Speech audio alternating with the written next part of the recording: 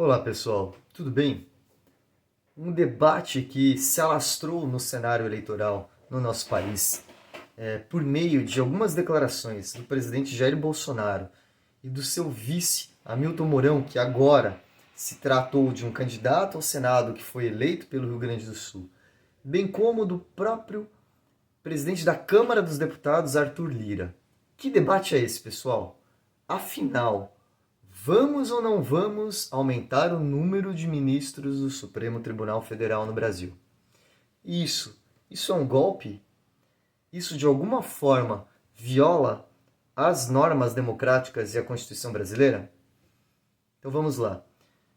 Para quem não me conhece, eu sou Alexandre Gossen, escritor, pesquisador e doutorando do Instituto de Investigação Interdisciplinar da Universidade de Coimbra e tenho como tema preponderantemente o estudo da filosofia política e, dentro dela, dos autoritarismos contemporâneos e da regressão da democracia ao redor do mundo. Pessoal, primeiro ponto que nós temos que deixar claro: toda norma que visa, de alguma forma, diminuir o princípio da separação de poderes é inconstitucional.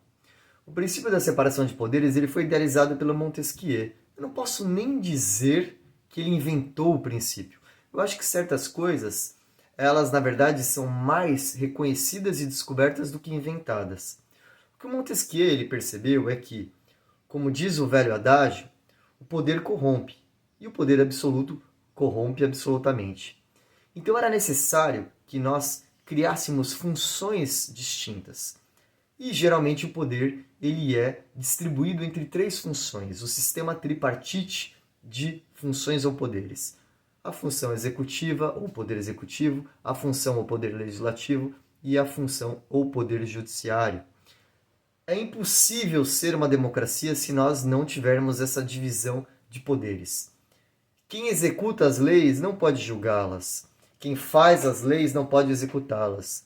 Quem julga as leis não pode fazê-las nem executá-las. Isso é senso comum e é algo unânime. Não existe nenhuma democracia ao redor do planeta que não se paute pela separação dos poderes. Ao passo que, ao contrário de outrora, como quando os golpes se davam com tanques nas ruas, fechamento de universidades e de jornais, hoje não. Hoje a democracia ela é corroída por dentro. Quando eu falo hoje, eu vou até além. Não é exatamente hoje, agora, mas isso começa com um populismo pós-Segunda Guerra nos anos 50 e se espalha aí por várias partes do mundo. O populismo autoritário, o populismo contemporâneo, ele consegue subjugar gradativamente um dos poderes e ele vai avançando sobre todas as outras instituições, de modo que, em dado momento, nós temos o que a União Europeia, por exemplo, hoje chama a Hungria e a Polônia de autocracias eleitorais.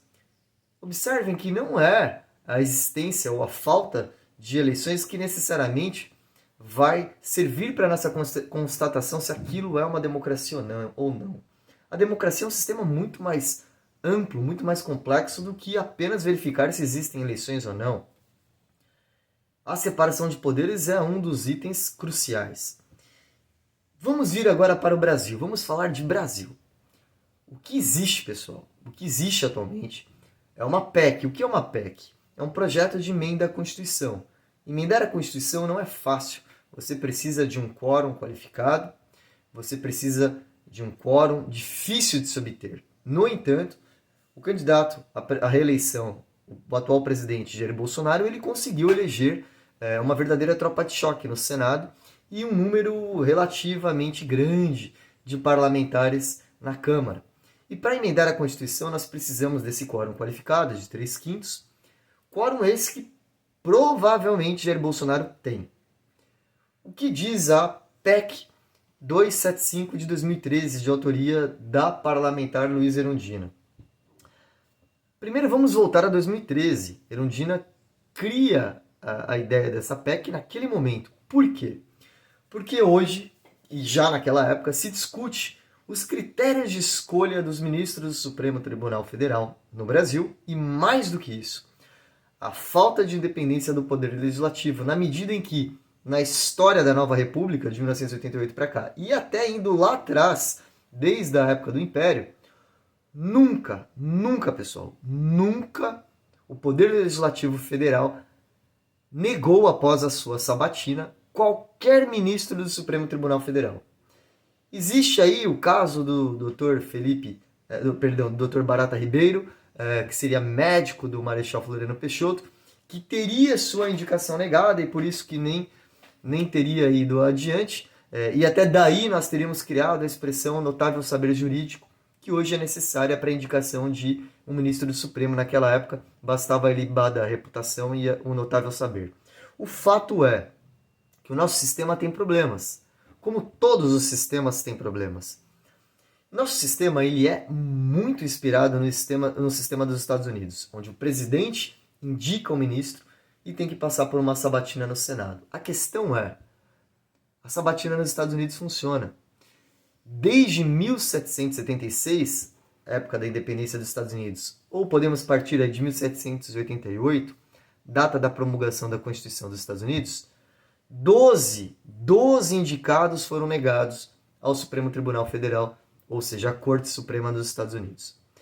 Então lá o sistema, de alguma forma, ele funciona.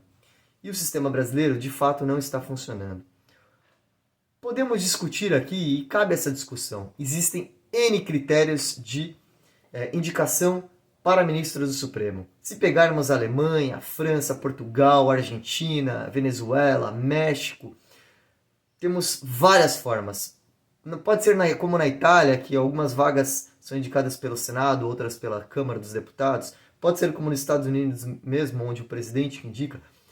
Pode ter mandato, como é o caso na Espanha e na Alemanha. Podemos falar em mandatos de 8, de 11, de 12, de 15 anos, como podemos também imaginar um cargo vitalício. A questão é o momento. O momento dessa discussão é inoportuno.